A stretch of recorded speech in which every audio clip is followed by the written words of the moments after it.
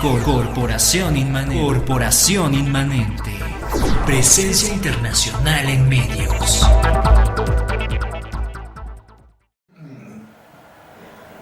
Muy buenas tardes, estamos en una emisión más de Saber Sin Fin Vespertino, y en esta ocasión nuevamente estamos trío de tres, por decirlo así.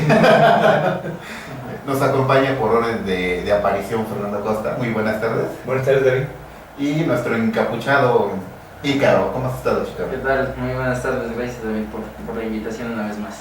Esta semana, como muchos saben, se celebró una edición más, o un aniversario, por así llamarlo, de la batalla de Puebla, donde se supone los Acapuastlas, encomendados al mando de Zaragoza, ganaron una batalla ante los... Bueno, una pequeña demostración, porque no era un ejército total, de aquel país, Francia.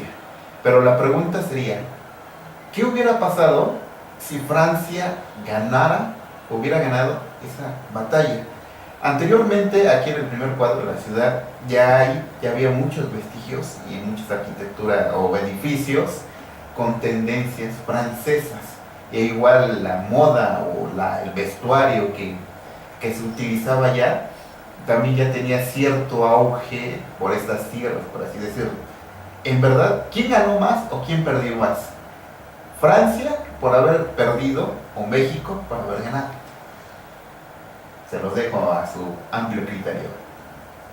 Bueno, lo primero que con esa introducción que acaba de hacer David, fíjate que, no sé, hace unos segundos antes de entrar al programa, hablábamos del Triángulo de las Bermudas, con un fenómeno muy curioso, tiene mucho que ver, no me estoy saliendo del tema, con un fenómeno muy curioso, que entre más lee uno sobre el tema, menos sabes de qué se trata, menos lo puedes ubicar. En el caso de estas cosas patrióticas, sucede lo mismo. La última pregunta que hiciste en tu introducción, David, está ahí da la clave. ¿Quiénes ganaron? Cuando ganaron los mexicanos, ¿qué mexicanos ganaron? Porque ahí está la cuestión. México es y seguirá siendo, a pesar de todos, seguirá siendo muy diverso culturalmente. Sí, en la forma de vida, también en cuanto a las perspectivas, lo que llaman ahora el modelo o proyecto de país, etc. Entonces, ¿cómo estábamos antes de que esos mexicanos, que todavía no aclaramos quiénes fueron, ganaron? ¿Cómo estábamos antes de ello? ¿México iba progresando o México estaba estancado o México iba para atrás? Porque es la cuestión exactamente. Porque si vemos, pasemos a algo un poco más conocido, la Revolución Mexicana. Es exactamente la misma pregunta la que nos tendríamos que hacer. ¿Mejoró México o empeoró? Sí. Es lo mismo. O sea, es una cuestión cualitativa, finalmente es de calidad. Ahora, a mí me tocó en 1962, en el centenario de esa famosa batalla, me tocó entrar a primaria, primero de primaria, y toda la propaganda, toda la parafernalia, todo el despliegue oficial era alrededor del triunfo de ese día en estos cerros. Un cerro, de hecho es un cerro, ahí donde lo conocemos que está. Y todo era folclor priista, ¿sí? Sí. Todo, ya te imaginas todo lo que es el folclor. Haz de cuenta un 12 de diciembre, así vestidos de niñitos y así era, ¿no? Así era totalmente. Y luego de los carros alegóricos también, que era, totalmente fantasioso, ¿no?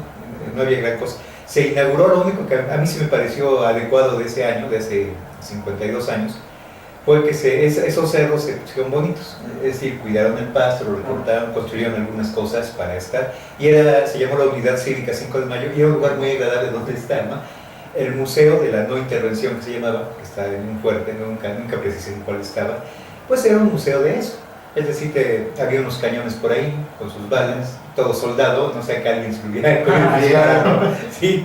Y adentro pues había banderas, había uniformes, algunas armas, había una ametralladora Gatling, de esas que le daban vuelta con una palanca, que también hubo. Y ya, pero en realidad no se profundizaba en el tema, históricamente hablando, ¿no? Era más que nada una exaltación de la mexicanidad, como definía la mexicanidad del PRI en esos que fueron sus años de gloria, en 1962. Pero nada más, realmente no se hacía un análisis, a ver, cómo estaba México, qué clases sociales había en México, cuáles había en Puebla, cuáles eran realmente los que estaban en disputa. Y entonces desde ahí ya todo estaba así nebuloso. Ahora un poquito peor, porque ya con un régimen panista, ahora resulta que las cosas ya no son como eran, bueno, como decían que eran. Como deberían de ser. Como deberían de ser, y estamos, yo creo que, no en las mismas, estamos peor todavía. Eso es lo primero que me doy cuenta de la batalla de 5 de mayo. Bueno, yo creo que aquí hay que considerar varios aspectos. De primera instancia puedo decir que pues la batalla de Puebla, la situación económica, política y social de México de aquella época, pues estaba dividido. Por una parte, pues el presidente Benito Juárez era de orígenes indígenas y para todos los conservadores eso era como un pecado capital. Entonces, pues se puede decir todos los mochilones de aquella época querían una burguesía. Al primero que recurrieron al país, bueno, fueron a España, pero pues España obviamente lo rebotó y dijo, no, saben que no queremos.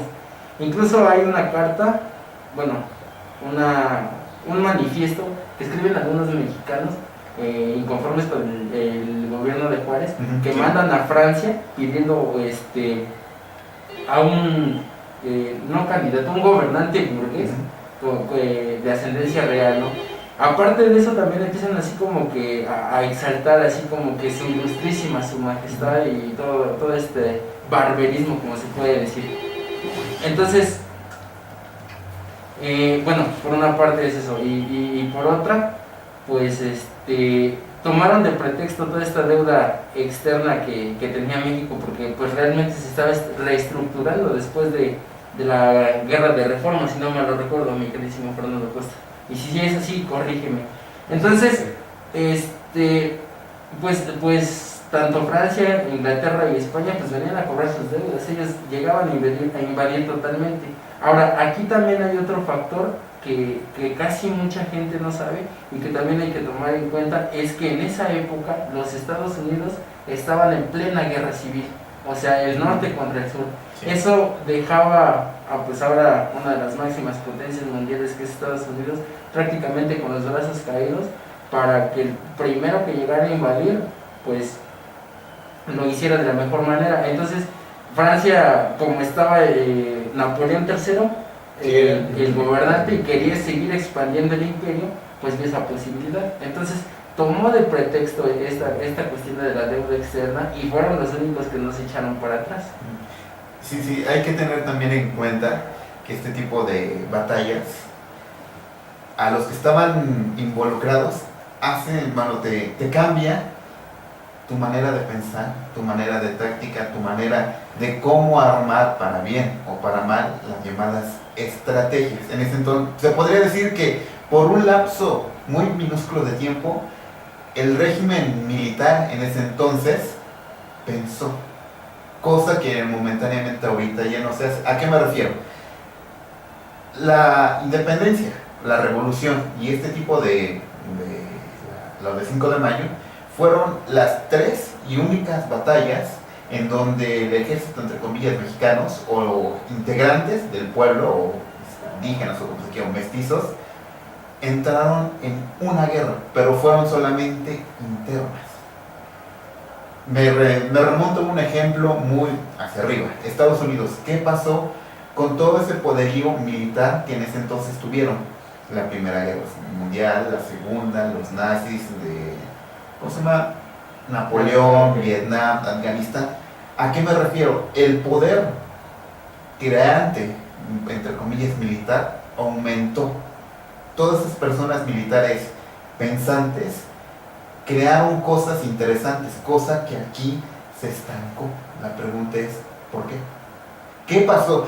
Si bien se ganó la batalla, ¿por qué no se siguió con ese tipo de régimen militar para distribuirlos con los más, no sé, ejército, sectores, con el demás pelotón? Y se quedó solamente en un pequeño fragmento de población. ¿Por qué? Bueno, aquí, perdón. Sí, adelante. Sí, bueno, ayer precisamente que estuve platicando con Abel, estuvimos platicando de varios temas. Él hizo una afirmación que me pareció una brillante síntesis de muchas cosas que han pasado aquí en la historia de México. Como ustedes saben, en lo personal yo me dedico a rastrear las huellas de la ultraderecha en Puebla, ¿sí? Históricamente en Puebla y en el país, porque tiene mucho que ver con Puebla también, ¿no? pero también con los países. Es una cuestión, dirían los nazis, geopolítica. Ayer Abel hizo una afirmación genial. La conquista, o sea, la conquista española no ha terminado. Eso es básico, eso te explica lo que estás preguntando, David. De hecho, cuando vemos la historia de lo que se llama América, o sea, los Estados Unidos de Norteamérica, que decimos nosotros, se independizan de Inglaterra, pero fue real, y empieza a ser un país tremendamente poderoso, autosuficiente, incluso ideológicamente totalmente corta la dependencia con Inglaterra.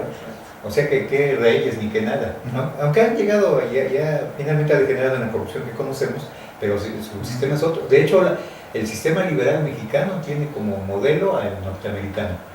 Y por eso es que no estamos tan atrasados políticamente en ese sentido como el resto de América Latina. Si no, estaríamos un poquito peor. No piensen en Perú, por ejemplo, ¿no? Por eso, pones un ejemplo, ¿no? Sin tratar de defender a nadie, ¿no? Bueno, eso por una parte, la parte política. México jamás ha dejado de ser, y estoy hablando de sus gobernantes, nosotros como habitantes, pues somos mexicanos, o sea, somos como decimos, somos libres, ¿no? Tenemos toda la libertad personal que podemos darnos a nosotros mismos. Políticamente siempre nos han tratado de oprimir, pero los gobernantes ahí sí no hay manera de perderse. Los gobernantes tienen una mentalidad monárquica, sumisa, ¿sí? Siempre están buscando a quién entregar el poder. Jamás, yo es unas cosas que yo he afirmado en muchos de mis ensayos históricos y sociológicos, que el gobierno mexicano no gobierna, en todo caso administra como si fueran lacayos. El lacayo era un criado que era el criado mayor de todos los criados, ¿no? Y administra como lacayo lo que le dictan los intereses ajenos a México, ya sean formales, o sea, países, estados constituidos extranjeros, o bien compañías transnacionales, y no es de ahorita, de ciencias, de toda su historia, ¿no? Eso es lo que ha sucedido. Y entonces, esto nos dice que realmente no hay una intención de crear un país moderno, que progrese, o sea, progresista. Jamás se ha desarrollado desde el punto de vista de los gobiernos de investigación científica, ¿sí? La creación artística, lo que tú dices, la formación militar. No ha habido nada de eso, porque en realidad no les importa. De hecho, no tienen los gobernantes, abdicaron antes de tener el poder. O sea, nunca han aceptado el poder. Así cuando dicen, no, pues, en el supuesto caso de que las elecciones fueran limpias, en cualquier momento de la historia, no digo David, ¿sí? En cualquier momento, y se les entregara el poder, ¿qué harían? Lo mismo que han hecho, entregárselo a cualquier aventurero extranjero que llegara. Entonces, eso es lo que nos explica el por qué no había nada. Y había mucho que ver, te digo, realmente qué fue lo que movilizó a las comunidades indígenas, o más bien a las poblaciones, porque eran pueblos muy definidos. ¿Qué los movilizó a que vinieran a pelear aquí una batalla? Una deuda. No, las cosas que menos se imaginan, que nunca nos dicen. Por ejemplo, los Acapuaxas, el fanatismo religioso guadalupano. Sí. Y por cierto, hace 4 años hacían una mofa sobre México contra Francia, que por una vez les ganó con gol de Javier Hernández 2-1 y otro de Cuauhtémoc Blanco. Pero bueno, esa es la batalla francesa. Bueno, esto fue todo en este primer acercamiento entre qué ganamos o qué perdimos con la batalla de Puebla. La conclusión es nada. Muchas gracias. Corporación Inmanente. Presencia internacional en medios.